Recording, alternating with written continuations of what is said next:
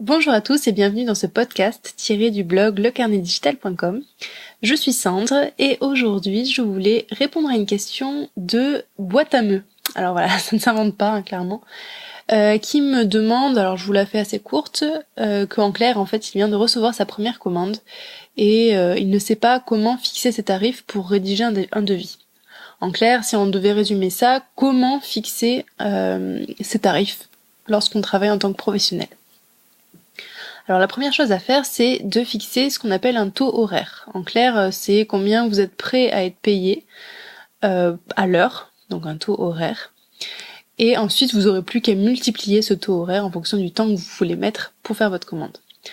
Alors déjà, ces tarifs, ils sont différents en fonction de la tâche que vous allez accomplir. Par exemple, si vous créez un personnage en pixel art, ça sera, je pense, moins cher que si vous devez vous taper, un décor en contre-plongée avec 3 points de fuite, plein de vaisseaux, plein de détails, des lumières partout. Enfin, voilà. Donc là déjà, vous n'aurez pas un prix qui est le même en fonction de vos tâches. Le deuxième point qui va influencer ce tarif horaire, ça sera votre expérience. Vous le savez sûrement, mais évidemment, quand vous rentrez dans le monde du travail, vous êtes ce qu'on appelle un junior, puisque vous êtes tout nouveau, donc on vous appelle un junior, et vous êtes face à ce qu'on appelle des seniors. Alors, je vous avouerai que je sais pas exactement à partir de combien d'années on est considéré comme étant senior. Je me demande si c'est pas quelque chose comme 5 ans. 5 ans dans la même société et dans le même domaine. Il me semble qu'il y a un système comme ça. Si vous changez de domaine, par exemple, si vous êtes animateur et que vous passez, par exemple, motion designer, qui est une forme d'animation mais qui est pas pareil, vous allez repartir à zéro. Il me semble qu'il y a un truc comme ça. Enfin bref, ça c'est un autre sujet. Mais quoi qu'il en soit, voilà, vous en tant que junior, donc en tant que débutant, on va dire, tout nouveau professionnel, vous allez être de base payé moins cher. Alors évidemment vous pratiquez les tarifs que vous voulez, mais évidemment si vous avez peu d'expérience, on vous demandera de pratiquer des tarifs qui seront moins chers qu'un senior. Ça semble logique. Parce que clairement un junior aura peut-être moins tendance à répondre parfaitement à la demande d'un client, alors qu'un senior aura plus d'expérience et du coup pourra plus facilement répondre à la demande du client. Le troisième point qui va d'une manière influencer le tarif pratiqué au taux horaire, ça sera la destination. Typiquement, si vous produisez un clip de 3 minutes pour la télévision, le client devra payer beaucoup plus cher parce qu'il devra payer les droits d'exploitation. Les droits d'exploitation, en fait, ça permet d'utiliser votre création. C'est une espèce de droit que vous donnez, donc ça coûte de l'argent à votre client. C'est quelque chose qui permet ensuite de faire ce qu'il veut. Donc là, logiquement, vous avez un contrat qui est rédigé. Tout ça, c'est très juridique, très compliqué. Je pense qu'on y reviendra peut-être plus tard, même si c'est pas le sujet le plus rigolo. Mais voilà, sachez que par exemple, moi, à titre d'expérience, par exemple, j'ai travaillé pour un jeu de cartes. Donc un jeu de cartes, pareil, où j'ai dû signer un contrat d'exploitation. Et par la suite, en fait, dans ce contrat d'exploitation, il y avait aucune mention à propos de potentiels goodies, vous savez, les t-shirts, les casquettes, des trucs comme ça. Et du coup, la personne est revenue vers moi, a voulu faire un nouveau contrat, avec un nouveau contrat de droit d'exploitation pour que je lui cède mes droits sur ça et que lui, derrière, il puisse faire un commerce de mes créations, en fait. Donc voilà, tout se monnaie, sachez-le. Et donc du coup, clairement, voilà, la destination sera pas... Enfin, la destination de votre produit va influencer le tarif que vous allez pratiquer. Ensuite, une fois que vous avez à peu près fixé votre taux horaire, alors évidemment vous allez vous baser sur des taux qui existent déjà, donc je vous invite à vous renseigner en fonction de ce que vous voulez faire, parce que évidemment ça va vraiment influencer. Je peux pas moi vous donner un tarif comme ça, c'est tellement différent de personne à personne ou de ce que vous allez pratiquer. Enfin ça, moi je peux clairement pas vous donner de taux horaire comme ça. Donc je vous invite à rechercher un petit peu et poser la question aux personnes qui correspondent exactement à ce que vous allez produire finalement. Bon, quoi qu'il en soit, une fois que vous avez ce taux horaire, l'idée c'est de calculer combien de temps vous pensez mettre pour faire votre commande. Donc ça c'est un peu complexe, je sais, surtout quand on débute. C'est pourquoi d'ailleurs ça me semble important d'avoir produit avant, évidemment. Si par exemple demain on vous demande de vous faire un décor de jeu vidéo, je sais pas, je dis n'importe quoi, un décor de jeu vidéo, si vous en avez jamais fait avant, c'est compliqué de mettre un temps là-dessus et de mettre un tarif. Donc c'est pour ça, produisez un maximum de votre côté, regardez le temps que vous avez mis, et derrière, ce sera beaucoup plus facile pour vous de savoir combien vous pouvez en demander. D'ailleurs, j'en parlais dans un précédent podcast qui devait être quelque chose comme trouver un travail dans le jeu vidéo. Et justement, je disais que c'était important de produire de votre côté, en fait, ne pas attendre spécialement d'avoir des commandes pour pouvoir pouvoir pratiquer. Essayez au maximum de vous mettre dans des conditions où vous êtes dans une demande d'un client potentiel et de regarder le temps que vous avez mis, et comme ça au moins à la prochaine commande réelle, vous saurez quel temps vous pouvez allouer à cette commande-là et savoir du coup pouvoir fixer un devis beaucoup plus facilement en fait. Un petit conseil d'ailleurs, on a tendance à vraiment limiter le temps qu'on pense produire. Dans tous les cas, je vous conseille de multiplier au moins par 2 le temps que vous pensez mettre sur votre projet. Je sais que ça semble énorme mais en vrai vous allez vous rendre compte que souvent vous avez prévu, je sais pas moi, peut-être 2 jours de travail. 2 jours de travail c'est 8 heures plus 8 heures, donc 16 heures de travail.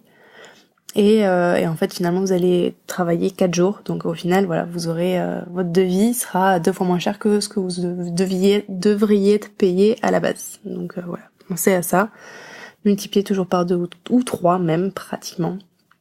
Et n'oubliez pas que votre but c'est vraiment de tomber juste pour votre devis.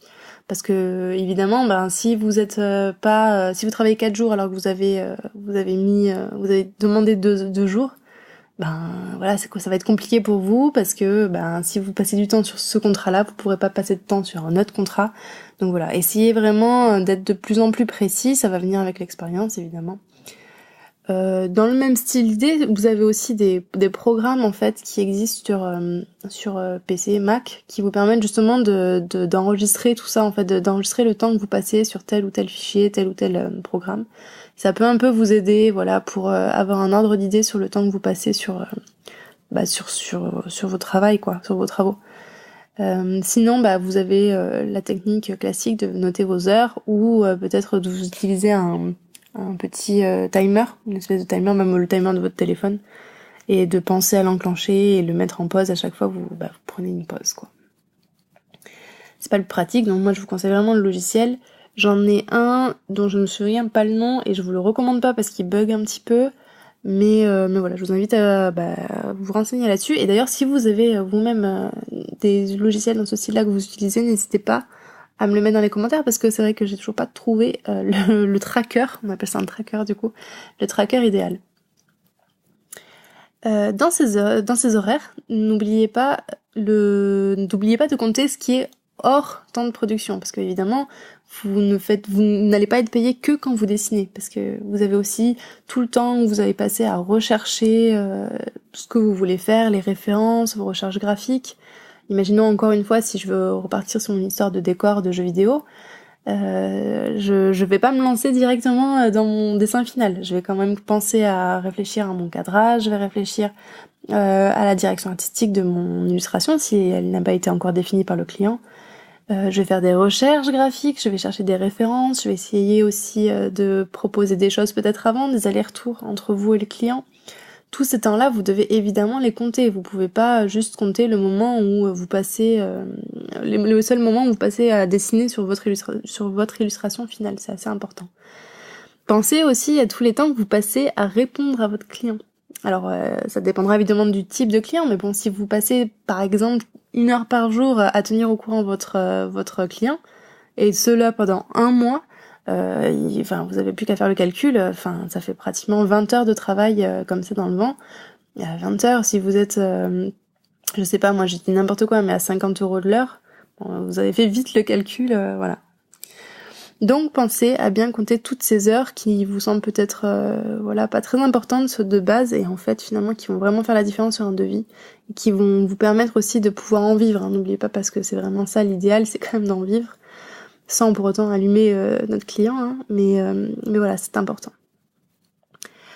Une fois que vous avez un devis qui est à peu près potable, n'oubliez pas de rajouter vos charges. Ça serait trop facile comme ça, mais oui. Vous avez malheureusement des charges et ces charges devraient être comprises dans votre devis. Alors quand je parle de charge, c'est typiquement quand vous travaillez en digital, ça peut être le coût du matériel. Si vous avez votre ordinateur, votre tablette graphique, tous ces trucs-là, bon évidemment vous allez pas mettre le prix de votre ordinateur dans le devis, mais vous devez quand même penser à mettre, enfin en tout cas demander un petit peu d'argent pour pouvoir racheter un ordinateur plus tard quand vous en aurez besoin. Pensez à ça, pensez aussi à vos licences, par exemple si vous êtes sur Photoshop ou After Effects, enfin toute la Creative Cloud, donc c'est tout ce qui nous permet d'avoir accès à tous les logiciels créés par Adobe, qui coûte quelque chose comme 50 € je crois. Il me semble que c'est 50 €. Voilà, tout ça, ça devrait faire partie de votre devis. Pensez bien à vos licences et vous pouvez aussi compter par exemple le local dans lequel vous travaillez. Imaginons que vous travaillez dans un espace de coworking si vous êtes freelance, que vous le payez, je sais pas, 200 € par mois, je connais pas les tarifs, mais si vous payez ça 200 € par mois, vous avez intérêt derrière à faire du chiffre un minimum pour pouvoir derrière en vivre quoi. Donc ça, pensez bien à vos charges, à les ajouter à votre devis et à les demander en plus de votre prix normal. Ça c'est normal. Ah oui, évidemment, j'en oublie les impôts, enfin tout ce qui est taxes, ça dépendra de votre statut et tous ces trucs-là, mais vous avez évidemment ça parce que un devis que vous allez faire à un client, logiquement vous n'allez pas toucher entièrement cet argent-là dans votre poche. Évidemment, l'État va se servir derrière et donc pensez bien à tout ça. Une fois que vous avez fait tout ça, c'est-à-dire première étape, fixez votre taux horaire, ça veut dire votre tarif à l'heure, que vous avez tenté de calculer combien de temps vous allez mettre pour faire votre commande, que vous l'avez multiplié du coup par ce temps-là, et que vous avez ajouté vos charges, vous pouvez ensuite écrire votre devis. Donc là, la dernière étape, c'est que vous pouvez un peu moduler votre devis en fonction de votre client. Évidemment, on le fait tous. Hein. Je pense que c'est pas un secret. Vous pouvez l'adapter en fonction de votre client et aussi du type de tâche. Clairement, si cette tâche vous plaît pas beaucoup, vous pouvez peut-être pratiquer des tarifs un petit peu plus élevés. Et puis au contraire, si c'est un projet qui vous plaît vraiment ou que c'est quelque chose dans lequel vous voulez vraiment vous investir, ça peut valoir le coup de baisser un petit peu votre devis. Donc ça c'est vraiment à votre bon vouloir, hein. Faites vraiment ce que vous voulez. Ensuite, vous pouvez faire signer votre devis par votre client. Et puis enfin, je vous recommande de vous faire verser un acompte. Donc du coup, un acompte typiquement de entre 20 et 30%, donc c'est 30% l'idéal. 30% de la somme totale de votre devis. Évidemment, si votre client accepte votre devis. Ça vous permet un petit peu de payer vos factures quand même, parce que si votre contrat dure 2 jours, c'est pas trop un problème, mais par contre si votre contrat vous dure 1 mois, 2 mois, 3 mois, là ça peut commencer à être problématique, parce que ça veut dire qu'en clair vous ne mangez pas jusqu'à ce que le client vous paye parce que le projet est terminé. Donc voilà, cet acompte là vous permet un petit peu de vivre d'ici là, et aussi clairement de vous couvrir un minimum vital si jamais le client décide de disparaître dans la nature ou que le projet n'aboutit pas. Et voilà, dernière étape, ça y est, vous pouvez enfin vous mettre un petit peu au charbon, et ça y est, vous pouvez commencer à créer votre commande et répondre à la commande de ce client-là. Alors vous voyez, c'est pas le plus rigolo à faire, il faut savoir quand même que quand on est en freelance, c'est quand même quelque chose qu'il faut penser, c'est du temps qu'on passe aussi beaucoup à essayer de fixer ce tarif-là, à essayer d'être au plus proche de ce qu'on avait prévu à la base, parce qu'évidemment, si vous passez, je sais pas moi, 2 semaines de trop par rapport à votre contrat sur un contrat de 1 mois, clairement ça peut faire la différence quoi. Ça veut dire que vous ne serez pas payé clairement pendant ces 2 semaines puisque vous aviez prévu 1 mois de travail. Donc c'est quand même très important d'arriver à fixer votre devis. C'est important aussi de ne pas faire des devis trop peu élevés. Parce que évidemment, si vous voulez en vivre, il faut quand même assurer un petit peu vos arrières, clairement. Et ne pas casser le marché aussi, parce que baisser ses tarifs, ça veut dire qu'en clair, quelqu'un d'autre pourrait passer derrière vous et baisser lui-même vos propres tarifs, et on n'en finit pas. Et au final, personne ne peut en vivre parce que les tarifs ont été complètement cassés. Ça me semblait donc important d'en parler. Dans tous les cas, moi j'espère que ça vous aura aidé si jamais vous vous retrouvez dans cette situation où vous-même vous n'arrivez pas à fixer votre tarif, vous êtes dans un peu une phase de professionnalisation. J'espère aussi que ça t'aura aidé, boîte à meux, ce pseudo est vraiment très étrange, J'espère que ça t'aura aidé. Et dans tous les cas, moi je vous dis à la prochaine fois sur le carnetdigital.com, que ce soit dans un article, une vidéo ou un podcast. Allez, ciao!